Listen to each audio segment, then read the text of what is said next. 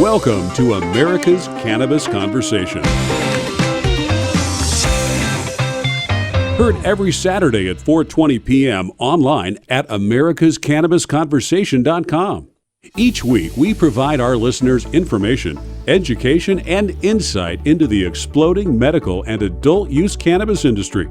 You'll hear from industry experts, elected officials, local growers, detractors, and more. Learn how to build your own cannabis business, how to grow the product, what's legal, and where it's legal. Tune in each week to hear the latest industry news and updates from the American Cannabis Industry Association in Washington, tips on investing in cannabis, personal success stories, and more. It's time to join the conversation. And here's your host, Dan Perkins. This is Dan Perkins with your 2.5 minutes of quick cannabis news. Washington, D.C. Bernie Sanders, independent from Vermont, is pledging to use executive action to deschedule marijuana within the first 100 days of his administration if he's elected president.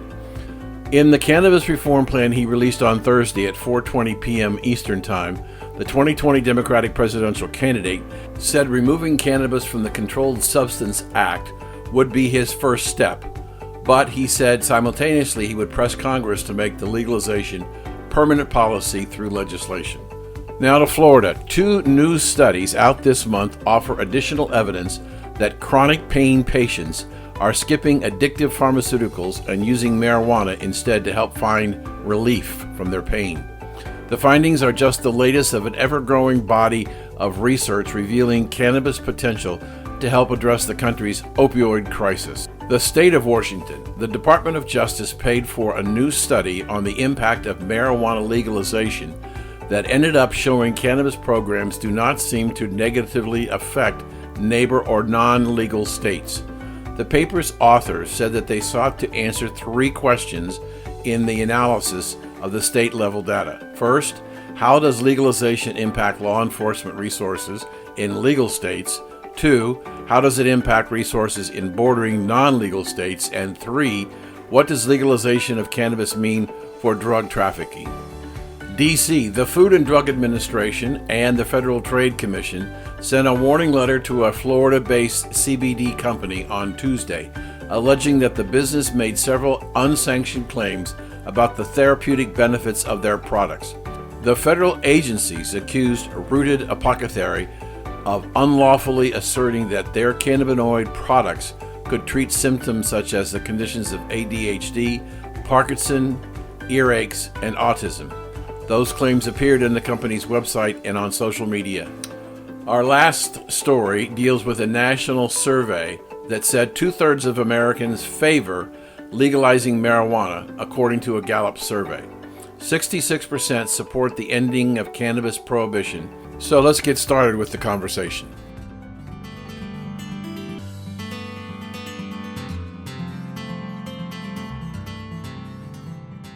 Good afternoon. This is Dan Perkins, and this is the American Cannabis Conversation, or just the conversation as we like to talk about it. Today we have an exceptional guest. I've told you in the beginning that what we're trying to do is to try and talk about many different subjects on this program, whether it's growers or dispensaries or regulatory people. But we've found an incredible scientist who has an incredible story to tell us about what he's doing as it relates to pancreatic cancer. Unfortunately for me, I lost a friend about 4 weeks ago to pancreatic cancer, and I just felt blessed that I ran into Dr. Will. With that, I want to join with our audience and welcome you, Dr. Wilfred Ngwa, yes. Thank you, Dan. I'm very happy to be part of this cannabis conversation, and sorry for the loss of your friend. Yeah. Yes, I appreciate it. Thank you so much. I want to start off, Doctor, by having you tell our audience your credentials, why it's important for us to listen to what you have to say. Yeah, sure, Dan. I'm currently a professor here at Harvard Medical School. I'm kind of the founding director of the Harvard International Phytomedicines and Medical Cannabis Institute here at Harvard. And before I tell you a little bit about this institute, which I think is really major thing, one of the publications that you talked about, that we published recently was on the cannabis. And for pancreatic cancer. So that could have been a possible solution that we're developing for your friend. So anyway, I'm a direct this institute here at Harvard, and I was actually born in Cameroon, which is in Central Africa. It's a miracle that I can even be able to talk to you because I grew up in very poor circumstances. I used to walk barefooted to school. I love playing soccer, and so my love for phytomedicines actually started very small because you play soccer barefooted on stones, you get hurt and you get bleeding, and your mom will go behind the house and get some leaves from a tree or from a plant and come and squeeze them on your wound, and somehow it stops the bleeding and you feel better. But you don't really know what's working in that, So I was always very curious at a very young age, why this works. But obviously, growing up in a very poor resource setting, the question of being able to even find out what's in this plant that's making, me feel better, it's just a pipe dream. And so, fast forward, the fact that I can be able to lead this initiative at Harvard to actually investigate this incredible plant, the cannabis plant, it's kind of, I view it as a miracle, and, I'm really, humbled by it, So that's part of the reason why I also direct this. It's not just for the United States, but thinking about it as international, because we want to be able to, whatever solutions we create here, we can be able to take that back even to other countries' resource-poor settings. So, Doctor, how did you wind up at Harvard? You told us about how you got the intellectual curiosity to study the leaves, but how did you wind up from Middle Africa into the United States and a Harvard graduate? Yeah, that's a miracle, Dan. So it's kind of started so the curiosity, and so I actually did my bachelor's degree at the University of Buea in Cameroon.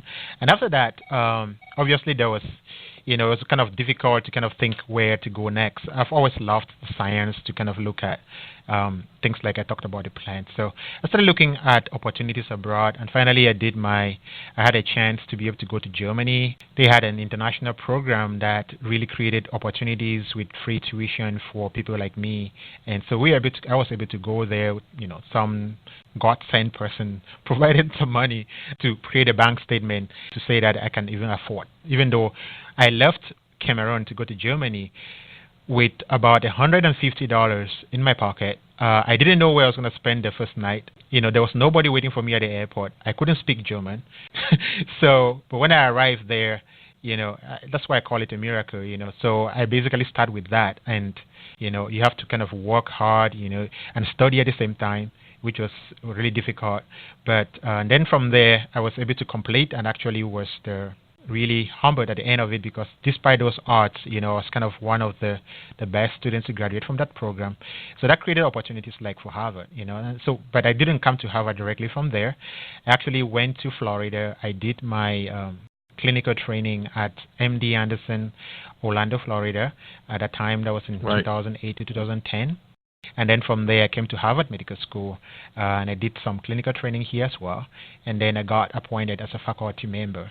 And then from there, kind of thinking about my incredible opportunity, the chances that I can be here, it's like 1 in a million, I don't know. So thinking about that, I always kind of thought, it's an African saying, where I was born, that, if you're on top of a tree, apple tree, you should be able to let those who are at the bottom of the tree, who are not able to climb, to be able to get access to the fruit as well.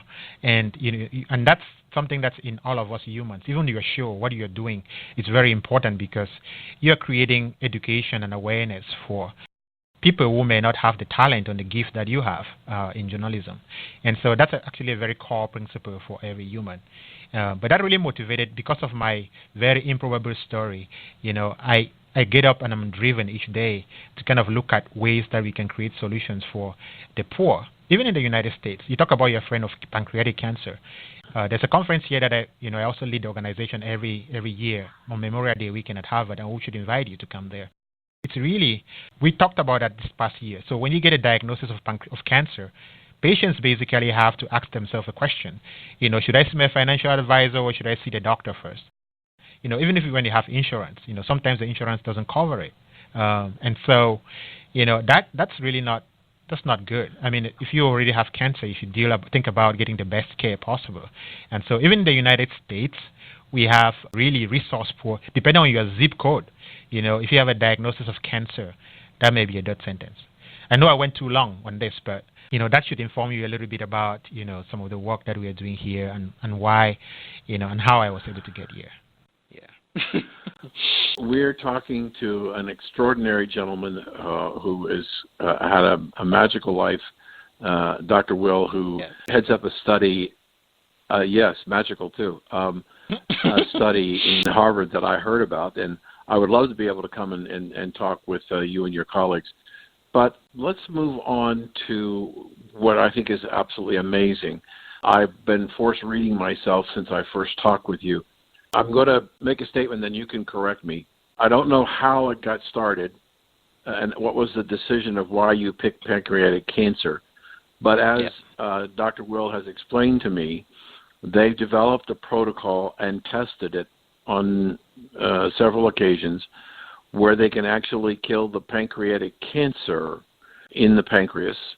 And at the same time, one of the unexpected outcomes is that the treatment with cannabis, a special strain, goes throughout the body and begins to attack the cancer cells where the cancer has switched to other parts of the body. I mentioned my friend who wound up with, he had pancreatic cancer but had liver cancer and kidney and lung and brain cancer, all as a result of the pancreas. So how did you decide to pick pancreatic cancer? And how did you decide to pick cannabis?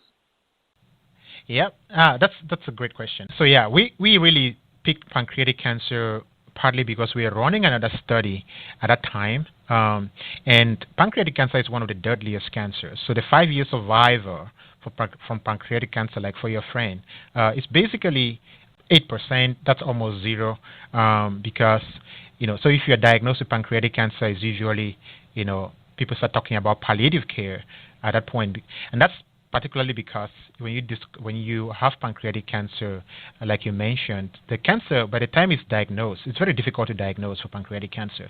By the time you diagnose it, it's already spread to other parts of your body, and 90% of cancer patients die because the cancer has spread to other parts of their body. And so at that point, you cannot no longer, like a surgeon, you would go in there and cut out the cancer. It doesn't matter. If you cut it out, it's already spread all over your body, so it wouldn't help. Or if you're taking radiation therapy, you can just, so that's why people take chemo. Chemo is really like poison in some way, that you're trying to poison this cancer cell. But at the same time, because it's not specific, you lose your hair, you lose all those other things, because any cell that is fast growing, like your hair, the poison would think that, it's a cancer cell. And so it cannot really discriminate. And so that's why people have all those side effects. And sometimes it can be even worse. Some patients ask to be taken off those drugs because the side effects. But in a way, so we are doing a study on this basically because pancreatic cancer is one of the deadly ones. It's actually set to become the second leading cause of cancer death in the United States by next year. And so we were doing another study on that. And then, we decided that let's just try. Pancreatic cancer is very notorious and refractory to other treatments like I mentioned to you, like chemotherapy or radiation. The cancer doesn't even respond. So we said, okay, let's just try this. And we actually just expected that the best result we may get would be to slow down the growth of the tumor a little bit. And then the really surprising thing that happened was that we saw that not just the cancer in the local area of the pancreas, or the tumor locally, was shrinking. We actually had cancer cells that had spread to other parts of the body, which we modeled in these animals that we studied, those cancers were also shrinking. And we couldn't believe that. So we had to basically run at least, I think it was 2 repeats or more of the study, just to make sure that what we were seeing was correct, and for this particular cancer. And so it was really a fascinating, even for us, surprise. And so, that's why we are excited about this study, that even there's a potential even to extend the life of patients in this really terrible disease. On the show today, we have Dr. Will, a researcher from Harvard, who has not created a cure for pancreatic cancer, but something that kills pancreatic cancer cells and others, and it changes the quality of life for individuals. Why did you go after using cannabis? What attracted you for that? Yes. So there have already been a number of studies in the past that have shown that cannabis can be effective has some anti-cancer properties, or can have some anti-cancer activity in that sense.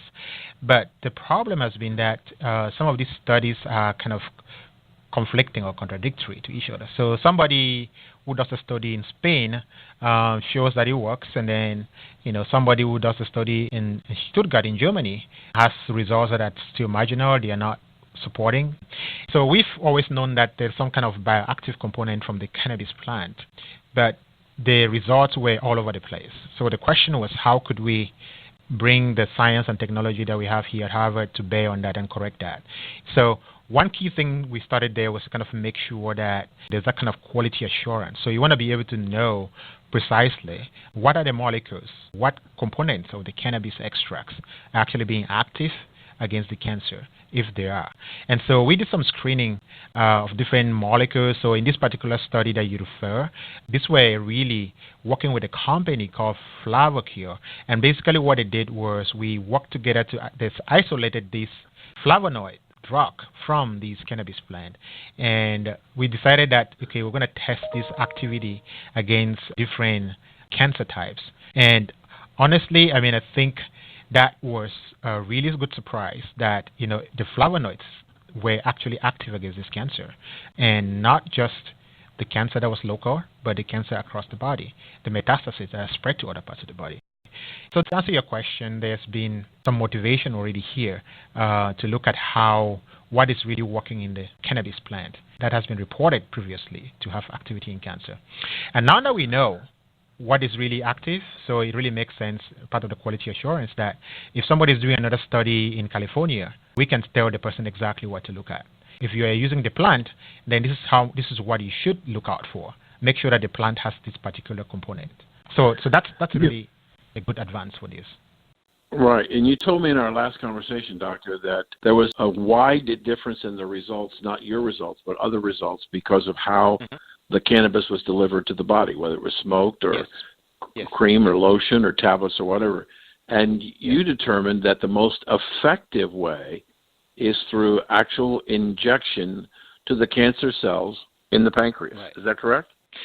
Yes, and that's the easiest way to translate that to the clinic right now, because we already can use an ultrasound device. That's the same device that's used for pregnant women who come to, when you have a baby, come to the hospital, and they can use this ultrasound device to kind of image. You can see the picture of the baby.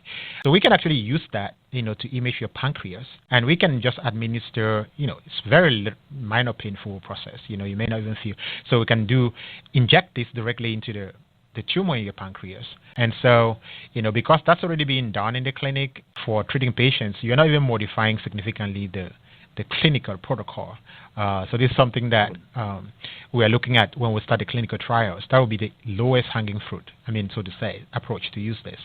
Now, that said, we are open to investigating the other routes of administration, so that if people are using edibles or things like that, how much of this is actually reaching the cancer itself. So that needs to be investigated. But I think that the lowest hanging fruit here is just to, like you said, directly administer it. Yeah. The thing that's amazing about this, Doctor, is that I think you said it's very difficult to detect that somebody has pancreatic cancer. And when they get it, when you diagnose it, it's almost too late to do anything about it. Yes. Has the cannabis changed that? So in terms of the diagnosis, I can tell you, the NIH, they're pouring in a lot of money here now to kind of, they're pouring a lot of money to kind of develop tests, that can be used to diagnose pancreatic cancer early, but still not yet there. And so I think that in terms of for cannabis itself, what it provides here, I think it's a really good therapy. It just provides a solution where if you're already diagnosed, even when you have the cancer and it has spread, that there is hope here, right? So there's a possibility here that you can still get treated. And we we have to distinguish kind of, I know you mentioned that cure. So the treatment and cure, people are usually treated with cancer right now. You know, you have prostate cancer, you can be treated so they can live long enough to die of something else. That's really treatment. Cure would be really good, would be when you train your immune system, like when you take a vaccine, like a flu shot. When you take a flu shot, what you're really doing is you are taking some of the dirt material of the virus into your body so that your white blood cells, which are like the SWAT team in your body, can pick up these dirt materials and can see how the disease looks like. So that when you are not, you know, when you actually get the disease, when the flu virus attacks you, this SWAT team, your soldiers that patrol your body all over the place, they can attack and destroy this virus. And so that's really curative in the sense that your body is always there eliminating the whole thing, even when you are not conscious. That's actually what's very fascinating about this study. It's because we have the hypothesis here that the drug from the cannabis plant, the extract, does have some immune modulation properties, which has also been reported previously that it's possible that that's the case. And if that's the case, what's happening here is that that's why the cancer cells that have spread to other parts of the body are being taken care of, is because when you treat that local cancer, you train as they're dying. So one way you do this is like as the cells die, they can also be like the dirt. It becomes like a vaccine, dirt cells. In that case, you know, the inflammation that's caused there can bring in your SWAT team, your white blood cells, to pick that up.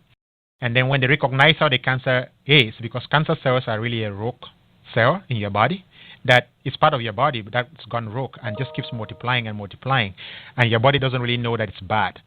So for the first time, you know, if you can train your immune system to recognize that the cancer cell is bad, then even when it's in other parts of your body, it's spread. Your SWAT team, which is your white blood cells, they can eliminate this cancer in other parts of the body. That's our hypothesis right now with this surprising find. And we are actually investigating that. And there are a couple of ways you can investigate that. So what we do is can re-challenge the patient or the animal or whatever who has the cancer and has been treated. For the studies that you are doing, you can challenge them with the cancer again and see whether they respond. We've done that in the past. We know that from the Nobel Prize immunotherapy that if you do that, you can actually have the SWAT team also take care. For vaccine cases, you can eliminate. And that would be very powerful, especially for pancreatic cancer. Right. Like you said, it's caught late, it already spread to other parts of your body. So, if you can develop a solution that can take care of the cancer that spread to other parts of the body, that would be excellent. Are there implications for this treatment for other forms of cancer? Excellent question. The answer is yes. And the longer answer is that we are actually, because of the, a number of, we've been contacted by people who are basically saying, money is not the limit here, just do this. And so we are actually running parallel studies now, basically looking at other cancer types. If the hypothesis or the theory that I mentioned in the past that your white blood cells or your immune system is involved in this, like the flu shot, if that is true, then in principle you can also target other cancers. But as we say in science, we can only, we cannot say that with 100% certainty, right? We have to actually do the work to verify that. Sure. Have you tried this process on humans? So we know that the process itself, the way you can train your immune system to fight cancer, yes, that's been tried in humans. For cannabis itself, it's not been tried in humans. And that's why that's what's driving us here at Harvard now and collaborators, is that if we want to get to those clinical trials as soon as possible. And, we actually anticipate that if we keep making the progress that we are making, we should be able to start recruiting patients in the early part of next year. Which would be a really good, fast, approach, because I can tell you, we've gotten hundreds. People are emailing, they're saying, I don't have 2 months to live. I just want to try. I will sign off everything. No legal, nothing, just let me try. As we get to the end of the segment here, we talked the last time we chatted that you had a sponsoring organization who was sponsoring some of this research. Yeah, the company is called Flavocure Biotech. The paper publication that we published, which is really peer-reviewed science paper, is actually, they are co-authors of the paper. We'll be very happy to provide additional information if your audience wants for this.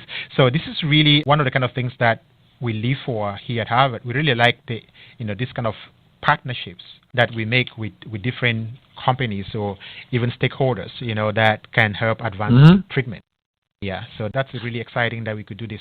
They are driving right now, and they're part of the companies that are saying, basically, money is not a problem. Let's investigate this and see if it works for other cancers, and then let's also accelerate the research, towards the clinical trials.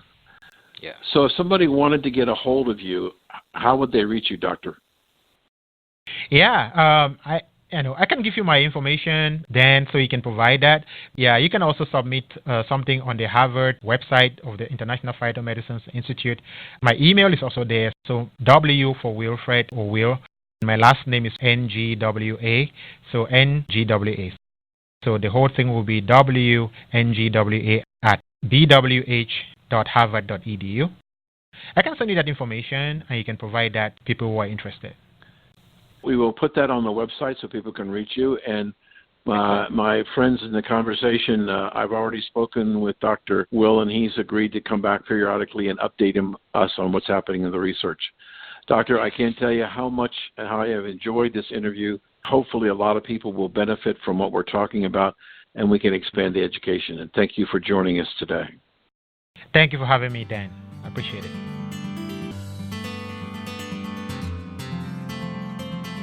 Are you stuck at the cannabis crossroads? Follow the X that marks the spot to crossgrow.com.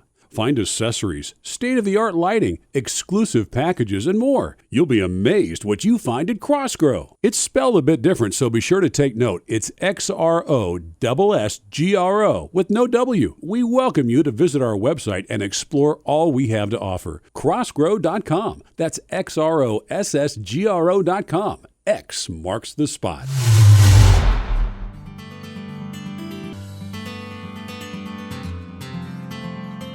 This is America's Cannabis Conversation.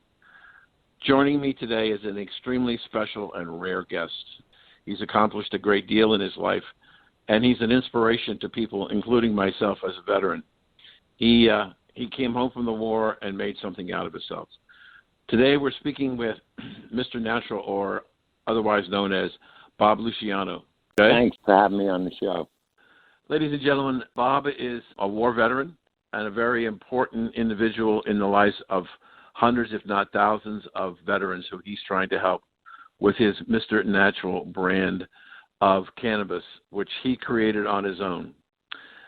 So, Bob, take us back in time. When did you first become associated with cannabis? Was it while you were in Vietnam? What happened? Well, it was during the Vietnam era, but I've been in Vietnam. I made more aware of the medicinal benefits of it, especially during the time periods of war, equal rights, and all the other things that were going on in America. There were a lot of people who were against the war, so cannabis, to me, instead of drugs or alcohol, was my answer. That was quite an insightful decision at that time to reject drugs and alcohol and look at something relatively new to a lot of people in the United States. Well, reality, when you first go over there, there's things that you see. I was from New York City, so there's things that you see in the tropical environment or a third world country that you would not normally see. And plus, there's a lot of, it's war all around you. So there was a lot of drugs then. So, you've seen it with your own eyes. You've seen people coming back from Vietnam that had heroin addiction. So you were a little fearful of that before you even went over there, because we had the problems prior to that. You see a lot of people that were involved with cannabis, hippies and stuff like that. It was more of a peaceful. So you experimented a little bit when you were there. So you were afraid of the heroin. Is that a fair statement? Oh, yeah, without a doubt I was afraid of it. I was afraid of addiction. I came from New York City. So New York City, I had friends that were drafted and went to Vietnam. And a couple of them came back with heroin addiction. You know, I had a friend that went to Vietnam, came back in the military, and went back to Vietnam because the heroin wasn't good over here. Don't you think that would create a problem? Yeah, sure. You came back. You chose not to get involved in drugs in Vietnam. You came back and decided that you were going to try and help yourself, and in helping yourself, you found out you could help other people. So tell us about that experience.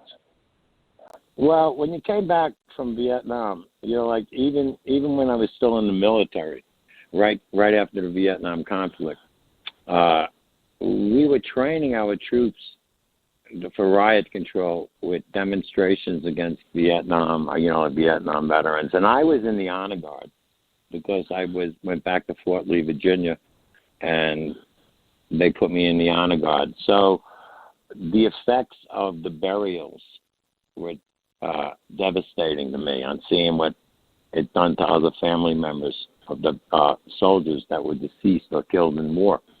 So cannabis helped me through that, man, literally, because you seen it, you buried it, you gave the flag, but watching the people, you know, at that point, my first realization that it was really good for stress and easing the tension. Because you came back and smoked weed. A lot of people, other people went out and went to the bars and drank. You know, every veteran has the same situation. They can't sleep.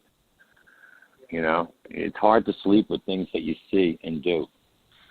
So cannabis helped you sleep. So how did you figure out which strain you needed to buy, or did you just experiment with all of it until you found something that was effective for you? Well, I experimented with I learned a lot about soil and about Sinsemilla when I was in Vietnam. So reality, we used to go up in the hills and smoke a joint and look at the monkeys eat bananas and play in the trees. But during that process, we watched the Vietnamese people cultivate weed, and we found out that a lot of their cultivation had to do with soil. And they looked at the soil. So, you know, like you used to get away from the war.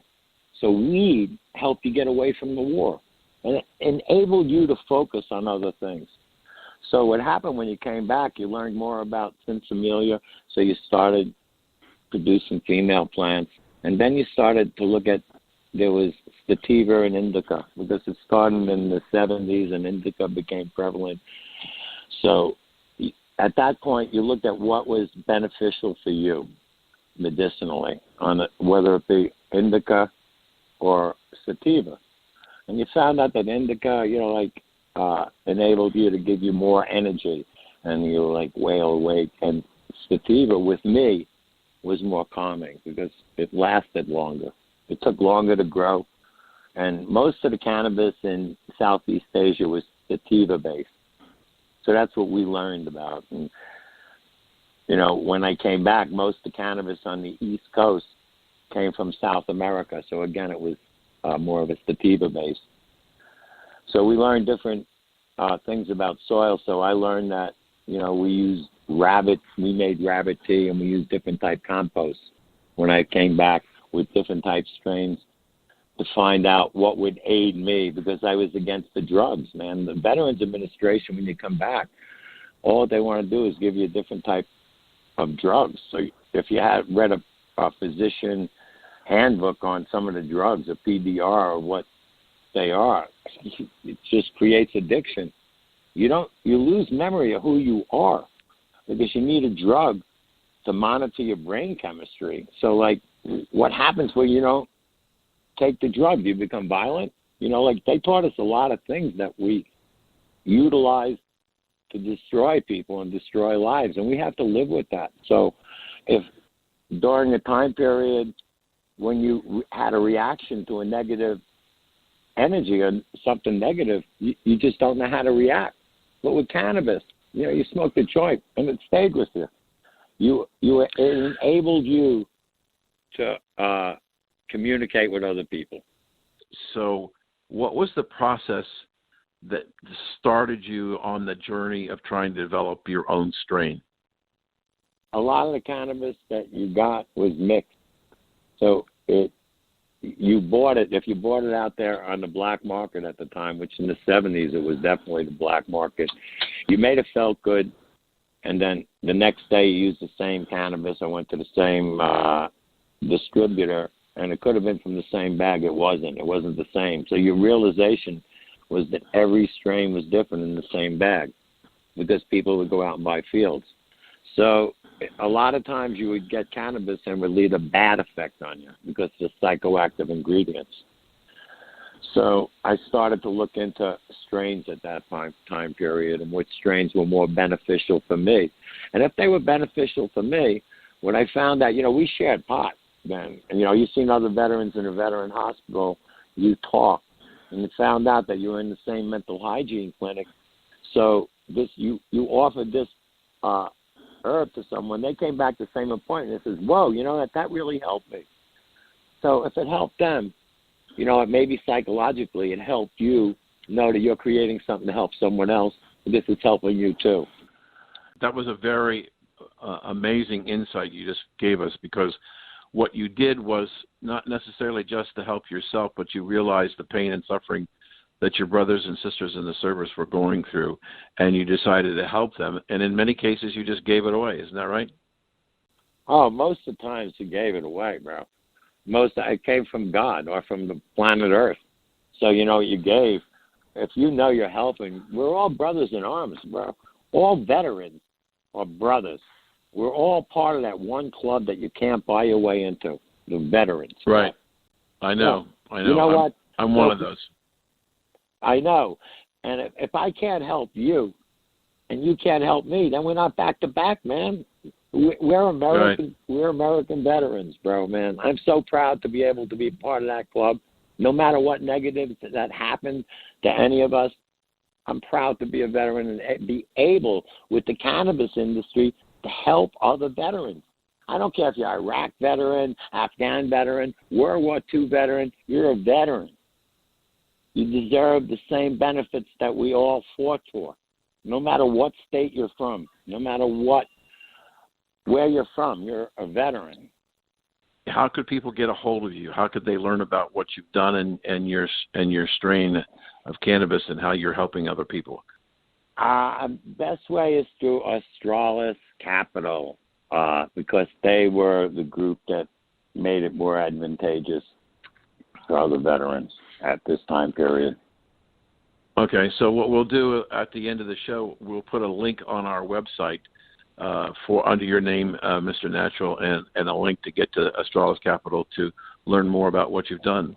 Thank you so much for the time that you gave us today, and I'm sure it helped a lot of people, and it certainly helped me, and you're a wonderful patriot, and you've done a wonderful thing for our brothers and sisters. Thank you for being with us today. Thank you so much for having me on your show, and have an excellent day.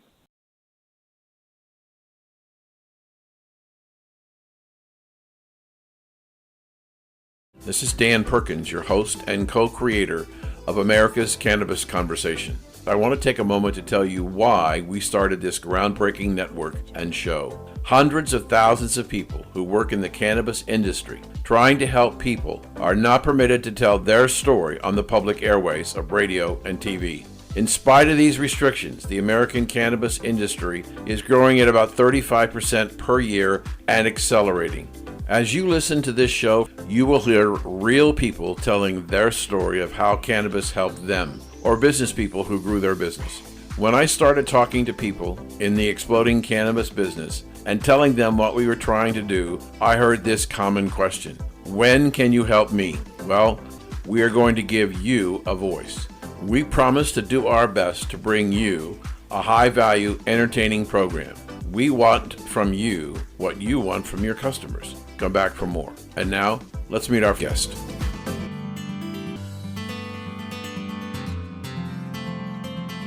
Well, welcome back to the conversation. This is Dan Perkins, your host of America's Cannabis Conversation. And today we have a very unusual guest with us today, Bob Clifford. And what he's going to do is help us to understand what's happening in the technology side of the cannabis business or hemp business that makes products safer, because his company builds testing equipment to make sure that what we think we're getting, we are getting. So, Bob, welcome to the conversation. Thank you.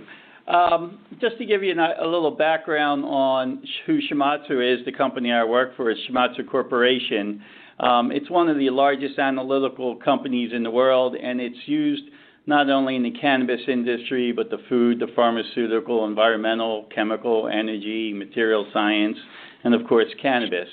It is a $3.5 billion company with 12,000 employees in 180 countries.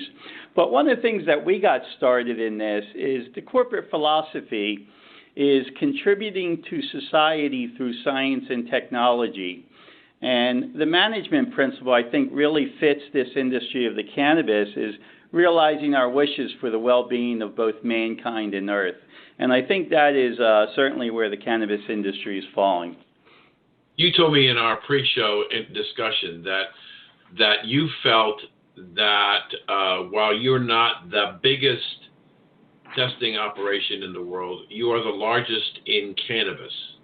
And I'm paraphrasing, you said that your major competitor, for some reason, chose not to get into this business. Do you have any idea why they didn't want to get into the cannabis testing? I think, some of the other people have started late. We've been in this industry for 7, 8 years. We were the first ones to look at it and see the benefits of it. And a lot of people slowly are stepping their toes into the water, as they say.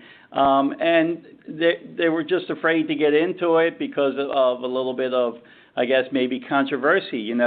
As you know, the cannabis is still illegal on the federal level, but it's certainly legal in more than half the states. And so I guess people are a little bit afraid to step into this industry. And every day, even to this day, I still have people calling and saying, "Hey, I think I'm going to get into this." And so people are slowly. And so over those 7 or 8 years, we've learned a lot of things that we learned some mistakes along the way. And I mean that's why I think we continue to be the market leader in this industry. We're speaking with Bob Clifford, who works for Shimadzu, and what's the website people can find out more about your company? GrowYourLab.com, GrowYourLab.com, GrowYourLab.com, and if you go there, you'll find a lot of videos, animatics like cartoonish styles, if you want, application notes, white papers, brochures, interviews.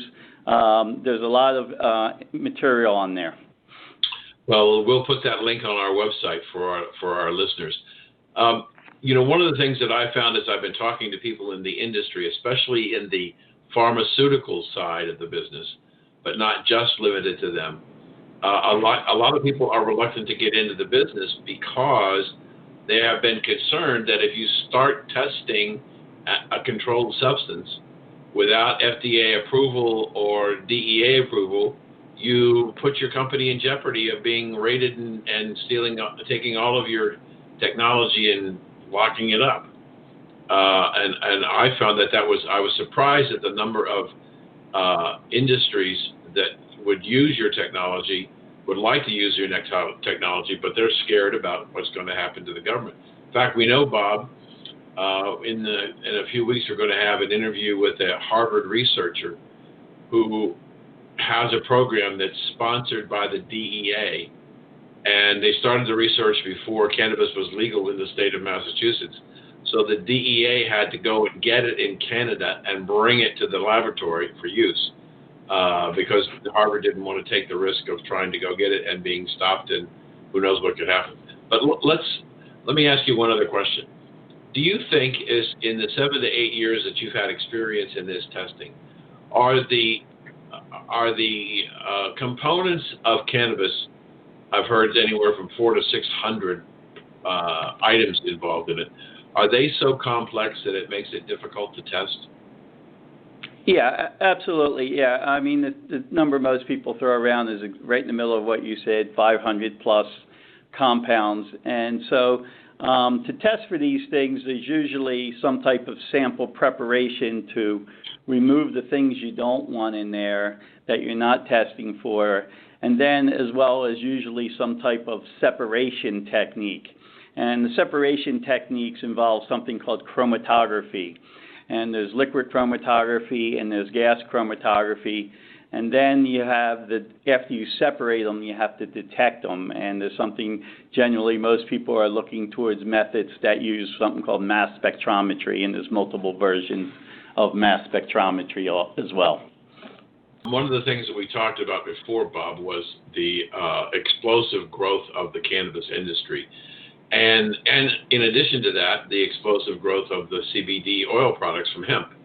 And one of the things that has a lot of people concerned about is, especially with all the news about the vaping products being contaminated, especially from the black market, people are wondering how safe is the product that I'm buying, and how does your testing technology help make the companies who use your technology make a safer product?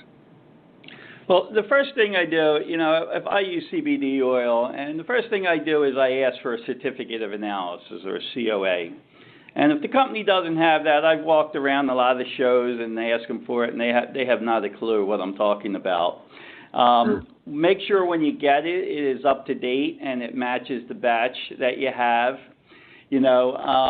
Right now, for anything of, as far as the contaminants are in there, we should be checking for things like pesticides, right? And so when I use the term pesticides, I'm kind of throwing out a very generic term, meaning pesticides, herbicides, fungicides, any of these chemical compounds used to get rid of pests.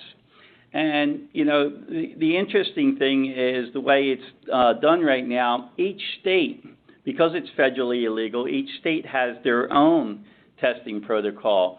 And if you look at, for instance, Colorado, they look at 13 pesticides, Nevada 24, Oregon 59, California 66, Canada 96, AOAC is drafting 104. But what complicates that even more is that they have something called the maximum residual limit. How much can be in there? So there's allowed certain amount of pesticides. The EPA for foods, you'll hear the term tolerance levels. So there's something, for instance, I'll take pentachloronitrobenzene, PCNB. It's a fungicide. In California, it can be at 0.1 microgram per gram, but in Canada, it's 10 times lower than that. There's no standardization. Take something like mycobutanol. It's used in foods all the time, in apples, asparagus, almonds. It's a fungicide. But the problem is, if you smoke it, it turns to hydrogen cyanide gas, which we all know is poisonous if you ever watched any spy movie when he tries to kill himself. Right. And that's what they were talking about in these black market vape cartridges, is that the cyanide was one of the things they found. Bob, I want to go back because you made a very important point, and I want to reinforce it. What is it should our consumers be looking for when they're considering purchasing a CBD product? So you want a certificate of analysis, or a COA, and what you want to see on that certificate analysis is not only the potency levels or the cannabinoid profile, but you want to look at pesticides, residual solvents, heavy metals, mycotoxins, aflatoxins, microorganisms. All of these things should be tested by a reputable company. So that leads me to kind of we've got a couple of minutes left, my last question, and I appreciate your reemphasis because I think it's important. Our goal here is to try and provide information and education, not only for the consumer, but also for the producers and the growers. If you look at what's going on, how expensive is, for example, your testing equipment for either hemp or cannabis? So what you typically do, we work with contract laboratories, we work with universities, pharmaceuticals, so we actually typically sell the instrumentation to do that. If you look at a cannabinoid profile, they'll give you maybe 10 to 15 different cannabinoids. It'd be in the $50 to $75 range per sample. Okay, there's actually 140 some cannabinoids have been found. It's not required to list terpenes, but people find that synergistic effect between the cannabinoids and terpenes and want to know what that profile is, and that's in the $100 to $125 range for a profile of your different terpenes. Pesticides can be about $200, mycotoxins about $75. Heavy metals is going to cost you between $50 and $100. So there's what contract labs are typically charging laboratories. Now, some of the manufacturers and processors, they certainly have some of their own equipment because they don't. If the state comes in and finds something that's hot, what do I do with that product now? How do I get rid of it? So, that becomes a concern. So that's why a lot of these processors, they wind up testing the product coming in, they process it, they test it, and then if they put it into some type of edible or topical or whatever it may be, they wind up testing it. So they wind up, maybe if you have your own equipment, may test multiple times instead of just the once. We brought a number of them, we tested in here off the shelves. We found about a third of them were high, a third of them were correct, and a third of them were low. And so I asked people, which one would you buy?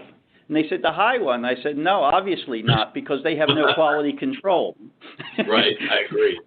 So do you sell the equipment or you simply do testing?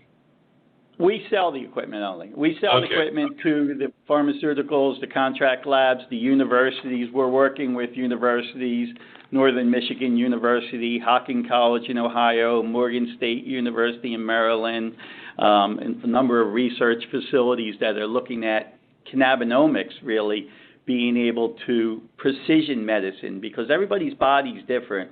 And, the way the pharmaceutical industry works today is you take one pill and it's good for everybody. And, that our body chemistries are all different, Right. And so they'll eventually have personalized medicine along this way, I believe, some long time in the future, but it will continue to develop. Right.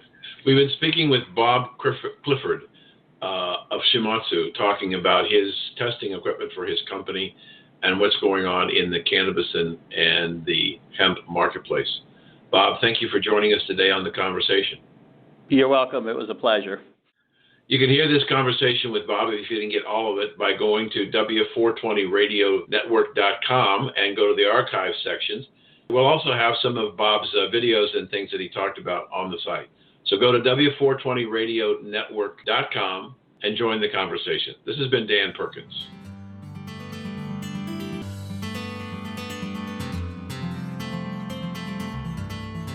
Welcome back to The Conversation. And today we're talking with Anthony Planas about money and investing. And he's going to talk to us about what's happening in the cannabis markets as it relates to the safe banking law that was passed by the House just last week, and what the implications are to the industry. So, Tony, thanks for joining us today on America's Cannabis Conversation. Dan, thanks for having me. So tell me what you think about the Safe Banking Act. Yeah, so the Safe Banking Act passed the House with a pretty strong lead, and so now it's off to the Senate. And right now, the probability of it passing the Senate currently is not very high. So there is a chance, but it's not super probable. But what we may see is in 2020, maybe a different version of this can gain traction or something like that. And really, the Safe Banking Act will allow cannabis companies access to banks and financial services, and that's actually going to help with raising cash. And that's really what the U.S. multi-state operators have been suffering with, which is that they have to keep going to investors, to the public market, and selling more shares, which dilute shareholders to raise cash. And so if they can actually get access to debt through something like the Safe Banking Act, that would really help investor returns. So you your opinion is, if I understand you correctly, Anthony, is that you think it's going to run into trouble in the Senate. Why? Yeah, I think I just don't think Mitch McConnell is really in favor of it. He seemed to be against it. Everything he said, and he's got the charge in the Senate. So I just don't see it passing with him at this point. If you think about it as a risk reward, with the more conservative electorate in the Senate, this carries a big risk and not a lot of reward for them.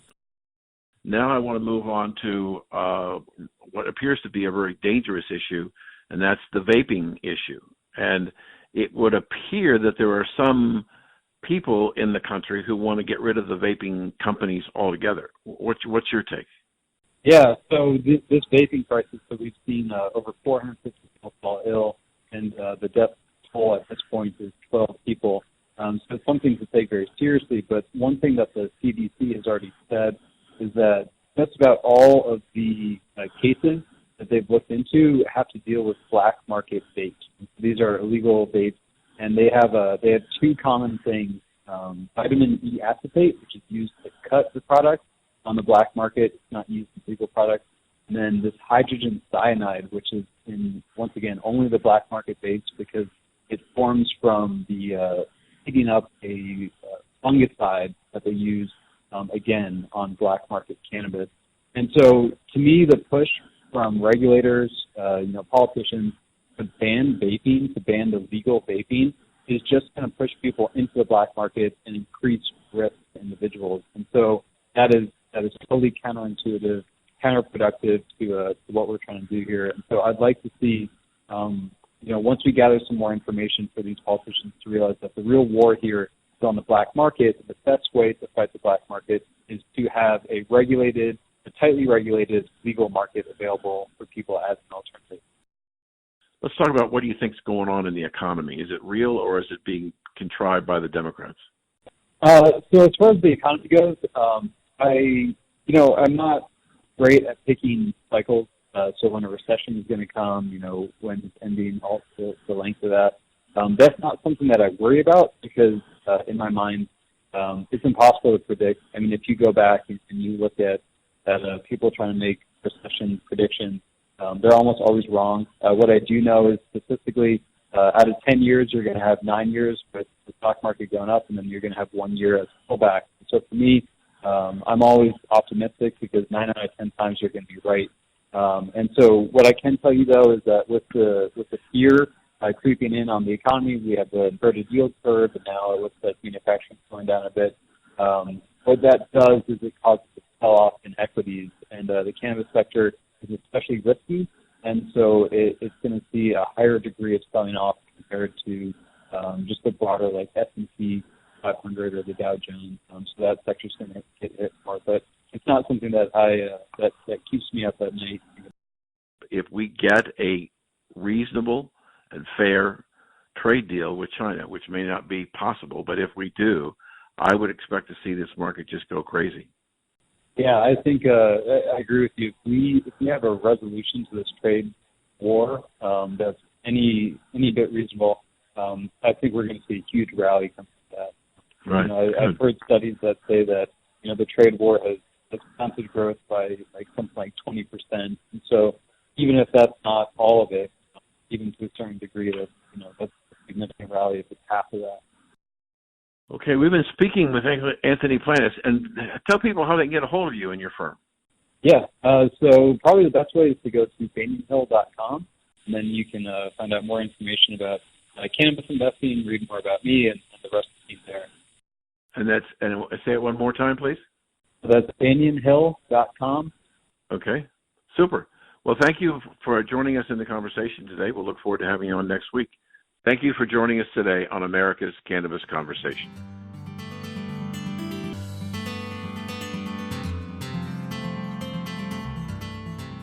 This is Dan Perkins, and I want to take a moment to give you a feel for who's coming up on America's Cannabis Conversation in the coming weeks. We will have lawyers from both the Federal Trade Commission and the Food and Drug Administration discussing actions that their two agencies are taking against CBD companies making unfounded or outlandish claims about the curative power of CBD. We'll also have the president of the West Virginia Chamber of Commerce discussing his plans about taking care of babies who are born with opioid addictions and why the opioid addiction is so high in the state of West Virginia. We'll also have the inventor of Jelly Bellies, who's in a new business making jelly beans that are infused with CBD oil. The head of the Cannabis Industry Association Public Policy Group will talk to us about the government regulation of cannabis and CBD products. And we'll be also talking with a woman entrepreneur who is making CBD products for upscale spas. So those are just some of the people that are going to be on America's Cannabis Conversation in the coming weeks. Be sure to join us at 4:20 every Saturday afternoon for a new show. This is Dan Perkins, and thanks for listening.